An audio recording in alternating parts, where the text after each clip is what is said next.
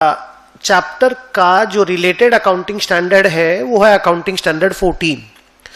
तो हम लोग इस पूरे चैप्टर में जब भी कुछ भी पढ़ेंगे वो एज पर अकाउंटिंग स्टैंडर्ड 14 ही होगा, so far as books of purchasing company is concerned.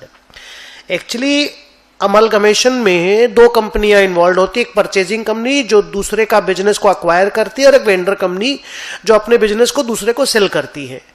तो एस 14 जो है ना बेटा, वो परचेजिंग कंपनी की बुक्स को तो फुली कवर करता है, पर वेंडर कंपनी की बुक्स को एकदम इग्नोर कर देता है। बोलता है वेंडर कंपनी अपनी बुक्स को जैसे चाहे वैसे क्लोज कर ले, जो भी कस्टम है, जो भी नॉर्मल प्रैक्टिस है वैसे क्लोज कर ले। तो जब हम बुक्स ऑफ वेंडर कंपनी में पहुंचेंगे नेक्स्ट पार्ट में या उसके अगले वाले पार्ट में, तो आप देखोगे कि वहां एस 14 का जिक्र हम नहीं करेंगे और बाकी सब कुछ एज पर एस 14 होगा, बिकॉज वेंडर कंपनी की बुक्स को इतना इंपॉर्टेंस दिया नहीं जाता। So anyway let me start कि what is amalgamation. The answer is amalgamation is a process by which any of the following two happens. 1, 2 old companies get amalgamated to form a new company. Example है A limited एक पुरानी company, B limited एक पुरानी company, दोनों मिलकर के एक नई कंपनी बनेंगे सी लिमिटेड। एकदम नई कंपनी होनी चाहिए ये वाली। दूसरा तरीका है 1 old company acquires another old company. मान लीजिए एक कंपनी है के लिमिटेड, उसने एल लिमिटेड को खरीद लिया, अक्वायर कर लिया। ज्यादातर इंडिया में जो अमलगमेशन होते हैं वो ये वाले होते हैं।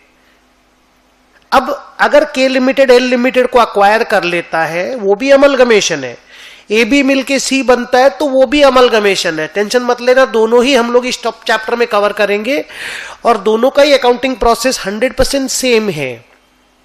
ओके, अब अगर ए और बी मिलके सी बनता है तो सी बिकम्स ए बिगर कंपनी। ए को बोला जाएगा वेंडर, बी को बोला जाएगा वेंडर, सी को बोला जाएगा परचेजिंग कंपनी। सिमिलरली अगर के लिमिटेड एल को अक्वायर कर लेता है तो के is the purchasing company, L is the vendor company. ये हम लोग देखेंगे आने वाले टाइम पे। अब कोई सा भी अमलगमेशन हो, चाहे ए बी मिलके सी बने, चाहे के एल को अक्वायर कर ले, अमलगमेशन में परचेज कंसिडरेशन निकाला जाता है और ये वो पैसा होता है जो परचेजिंग कंपनी वेंडर कंपनी के शेयर होल्डर लोगों को पे करता है और उसका मेजरमेंट हमेशा फेयर वैल्यूएशन पे होता है। मतलब अगर परचेजिंग कंपनी ने वेंडर कंपनी को रुपया दिया, कैश दिया, तब तो कोई प्रॉब्लम नहीं, लेकिन मान लो कुछ भी काइंड में कोई चीज दिया, फॉर एग्जांपल अपना कंपनी का शेयर दिया, तो उस शेयर का जो वैल्यू का मेजरमेंट होगा प्राइस का, वो फेयर वैल्यू होगा, फेस वैल्यू नहीं।